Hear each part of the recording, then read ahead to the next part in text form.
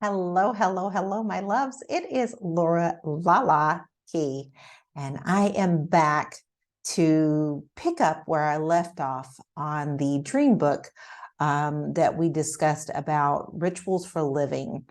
And I am taking my time with this workbook. And so I'm sharing some of my thoughts with you about this workbook and what I am hoping to accomplish. And I'll be sharing some very vulnerable moments with you as well.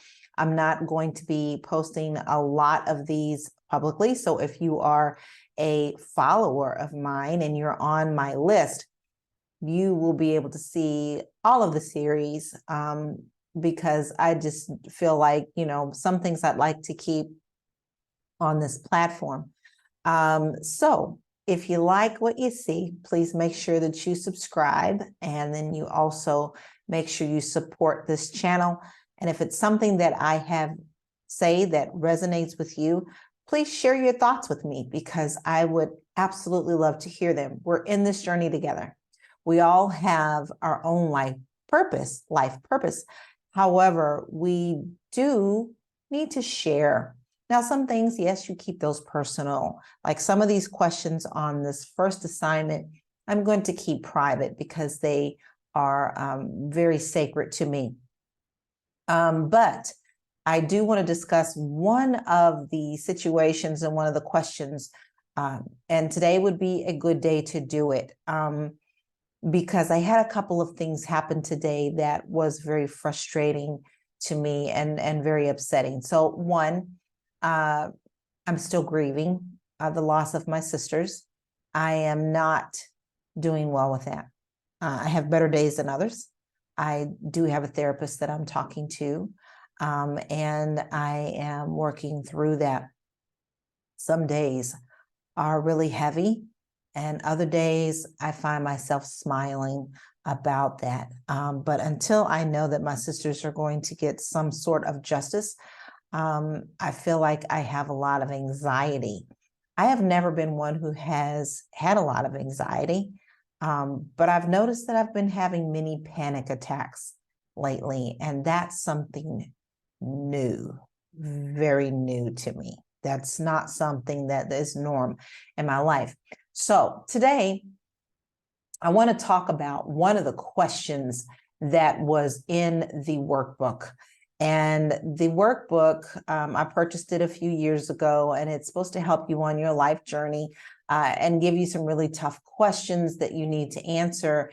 And I'm going to, let me see, I'm going to pull it up. I thought I had it up already. I thought it was in my Adobe. I do.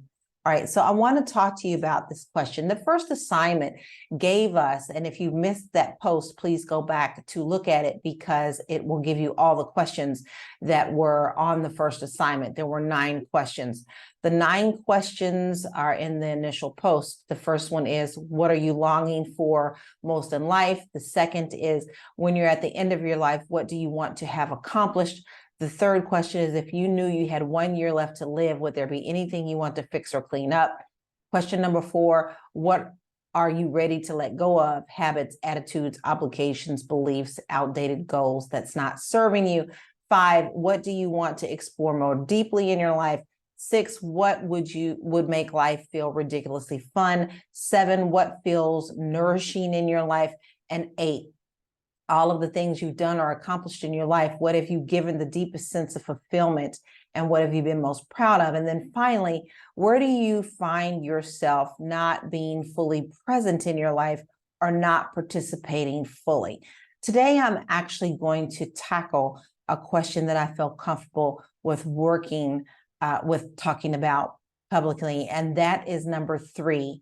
And the question is, if you knew you had 1 year left to live, would there be anything you want to fix or clean up? And what I have come to realize is I do have a lot of things that I would like to have fixed or cleaned up in my life that I'm still dealing with at the age of 53. One of them is that I know that I have a sense of abandonment. My birth mother gave me to my aunt at the age of 3. I didn't really realize how much of an impact that was for me. Not that I didn't have a happy life. I had a happy life. I was with my father's side of the family, and, I didn't have a perfect life. And yes, I have experienced some things in my life that were traumatic, but overall, I felt loved and cared for. But I still had abandonment issues. And always in the back of my head, and I didn't realize this until I was much older, I always felt like if I wasn't a good girl, that maybe I would be given away again. And so that had a lot to do with the way that I patterned myself in my life to be the good girl. Even though that, I got into a lot of mischievousness. I had my son when I was 16 years old. But for the most part, if you told me to do it, I did it, and there were no questions about it. So what I would like to change or have fixed in my life is a sense of freedom, a sense of going for what I wanted to go for without the fear of rejection or the fear of not being good enough, or the fear of not being able to express myself freely. I am a vocalist, and a lot of that to me feels that strangles me. I feel like my voice was strangled. And I couldn't express what I wanted to do. I could let loose in a room and throw on music and just sing to my heart's content and, rock it out in the mirror and things like that. But when I would get on stage, it was always a little bit of a fright, even though I felt free on stage, a little bit of the fright to let it all out, to just let it all out. Now, I'm going to reference Beyonce, although that I'm not a huge Beyonce fan. I understood when she came out and discussed her alter ego, Sasha Fierce, because when I'm on stage, I feel free. I feel like music allows me to let it all out, but I have never had the opportunity to let it all hang out. Like, let the hair go wild, really throw it around, really, I'm not really a big dancer, but to just, let loose. And if I could change that in my life or fix that, that would be something that would be very freeing to me. I don't always want to be the good girl. I'm 53. I really don't want to be the good girl. That's not to say that I don't have good in me. And it's not to say that I'm going to be doing things that are absolutely just disgusting. No, it just means that I feel like I'm finally starting to step into my power. However, it still gives me a little bit of anxiety to do so. And let me give you an example of why I'm feeling a little down today. I sing for church, and we have church online, and I'm one of the worship leaders. And for the most part, I don't usually do a lot of solos or take the leads. I'm just not that kind of powerhouse on some songs. I'm more of a gentle singer when it comes to gospel. And even though I do have some that I can belt out, I'm not a weekly runner. I don't do the run-ins, and I don't all that. It's just not me. And I'm actually learning to work with that with my voice right now. But I practiced this song for over 2 weeks. I practiced it with the track. I thought I had it down. I thought I was going to be just fine. But when it came down to recording it today, I felt nothing. I with the track without the vocals that I had trained with, I couldn't bring it together. I couldn't put myself into it. I felt like a deer in headlights, and it's caused me to have like a mini panic attack.